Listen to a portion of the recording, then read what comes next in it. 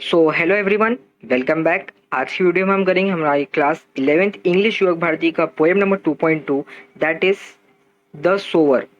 इसका आज हम क्रिटिकल एप्रिसिएशन देखेंगे बेस्ट एंड सिंप्लीफाइड वे में और डिटेल्ड एक्सप्लेनेशन के साथ। इसके लास्ट वीडियो में मैंने आपको इस पोएम से रिलेटेड जितने भी क्वेश्चन आंसर थे, ice breakers, brainstorming, each and every question with poem का डिटेल एक्सप्लेनेशन के साथ प्रोवाइड कर दिया था। इनकेस अगर आपने नहीं चेक किया हो तो डिस्क्रिप्शन में उसकी प्लेलिस्ट की लिंक दी हुई है, इंग्लिश चैप्टर सोल्यूशन, आप उसमें आके चेक कर सकते हो और बाकी सब चैप्टर्स के भी जिनको आपको रिक्वायर्ड है। तो चलिए आज की वीडियो को शुरू करते हैं और इस पोएम का अप्रिसिएशन कंप्लीट करते हैं।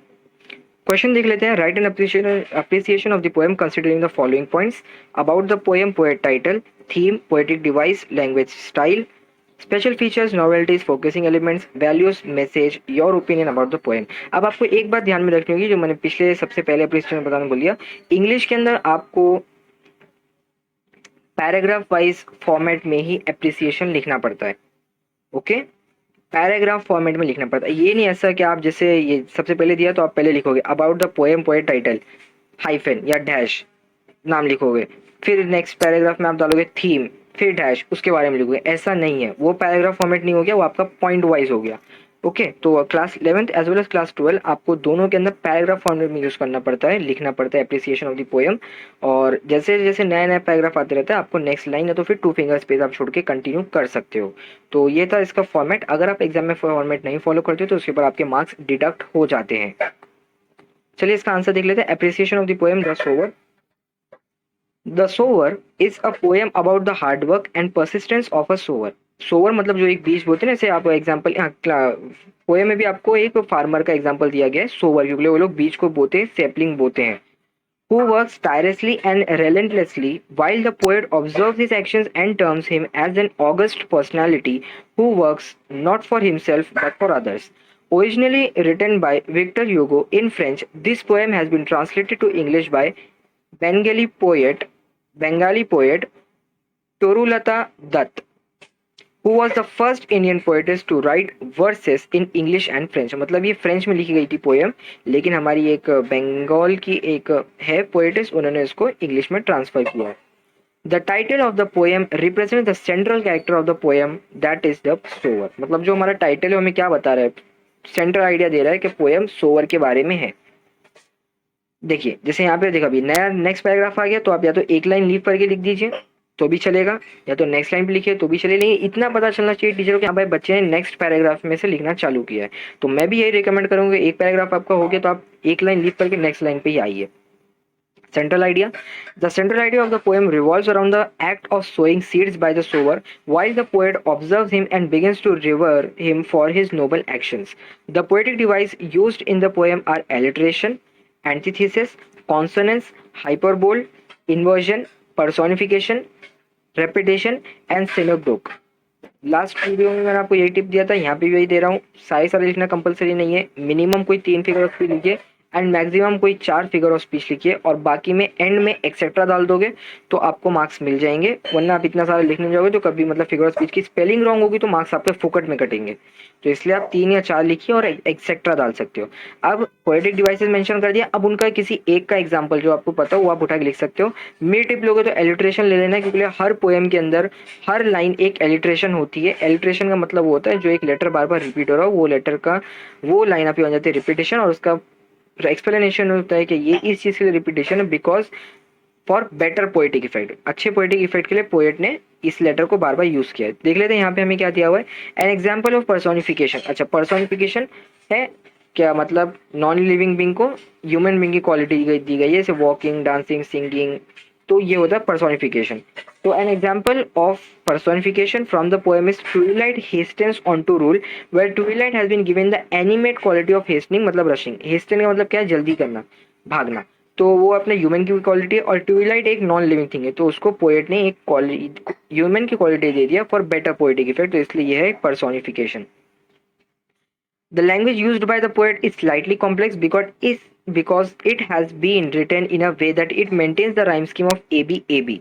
It has a steady rhythm and a consistent meter, meaning that there is consistency in the number of syllables used in a line.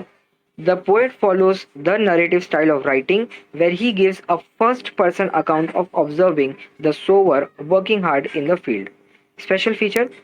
The special features used in the poem are imaginary and symbolism. The poem is full of descriptive imagery such as each line either describes the scene or the action of the sower or the poet. The dominance of silhouette of the sower over the deep furrows is symbolic of the dominance of man over nature. The precious grain is so called because each grain holds importance for the sower. Precious grain मतलब हर एक दाना उनके लिए बेचारों के लिए होता है बिकॉज बहुत डिफिकल्टी के बाद ही उनका जो ग्रेन रहता है वो ग्रो होता है. He shall sow these grains carefully and hope for a good harvest. The novelties in this poem are the exact translations of lines from the French by Toru Dutt. She chose to provide a true account of the observation as written by Victor Hugo instead of trying to refine the lines that sound inelegant when translated. Her retention of the optimistic tone of the poem makes the poem refreshing and appealing. The focus elements in the poem are the dedication and the commitment of the sower, his perseverance, and the poet's acknowledgement of the sower's actions as being selfless and noble. अभी के लिए आप सिर्फ पढ़ते जाइए, मैं बाद में आपको बताऊंगा कि आप कौन से पॉइंट्स को डिडक्ट कर सकते हो और अप्रिसिएशन को शॉर्ट करने के बाद भी आपको मार्क्स मिल सकता है. अच्छा, the values that one can learn from this poem are determination, perseverance, and selflessness. The message given by the poet through this poem is that one should keep working with a positive attitude in life because one shall eventually reap the benefits of one's hard work. The sower's commitment towards his work and the poet's admiration of the sower give the poem a positive and encouraging tone, thus making it a fine read. तो ये था आपका critical appreciation of the poem 2.2 that is the sower. Okay, अब ये आपने पूरा अच्छे से रेफर देख ही लिया होगा, स्क्रीनशॉट ले लिया होगा. अब मैं आपको बताता हूँ इसमें से आप क्या क्या पॉइंट्स डिडक्ट कर सकते हो और अप्रिसिएशन को शॉर्ट करने के बाद भी आपको अच्छे मार्क्स मिल सकते हैं. तो यहाँ तक का जितना भी है आप उसे वैसे ही रखिए. First paragraph as it is रखिए. सेकंड पैराग्राफ में मैंने आपको बताया कि जो फिगर्स ऑफ स्पीच है उन्हें मिनिमाइज कर दीजिए, कोई 3 से 4 लिखे एक्सेट्रा करके काम खत्म कर दीजिए. एग्जाम्पल आपको देना रहता है. द लैंग्वेज यूज्ड, इस पॉइंट को भी रखिए, the language use by the poet is slightly complex because it has been, क्योंकि राइम स्कीम हमें मेंटेन करना पड़ता है, तो यहाँ पे राइम स्कीम है. अब यहाँ पे जो लास्ट पॉइंट है यहाँ पे आपको दिख रहा रहेगा थर्ड लास्ट लाइन में, the poet follows the narrative style of writing where he gives a first account of observing the sower working hard in the field. इस लाइन को आप चाहो तो डिडक्ट कर सकते हो इस पैराग्राफ में से, जितना आपने लिखे हो उतना बहुत है मैक्सिमम है. तो मेरा रिकमेंडेशन है कि आप ये 3 लाइन को डिडक्ट कर सकते हो. नेक्स्ट स्पेशल फीचर आप डाल दोगे. ओके, एज इट इज लिख दीजिए. नेक्स्ट नॉवेल्टीज. अब अगर हम यहाँ जाएंगे तो थोड़ा क्वेश्चन इधर देख लेते हैं, आपको इसी के हिसाब से मैं थोड़ा समझाता हूँ. क्या पूछा था इसने इधर? स्पेशल फीचर्स बताइए, या तो नॉवेल्टीज बताइए, या तो फोकसिंग एलिमेंट्स बताइए. तीनों में से कोई एक चीज़ आपको बताने का है. तो अगर आप जैसे कि हाँ ये रहा, अगर आप स्पेशल फीचर्स डाल रहे हो, आपको अच्छा लग रहा है तो आप स्पेशल फीचर्स देखिए और नॉवेल्टीज को आप एलिमिनेट कर सकते हो. अगर आपको नॉवेल्टीज रखना है तो स्पेशल फीचर को आप डिडक्ट कर सकते हो. ओके, तीनों में से कोई एक ही हमें डालना है, स्लैश करके दिया तो मतलब तीनों में से कोई एक है.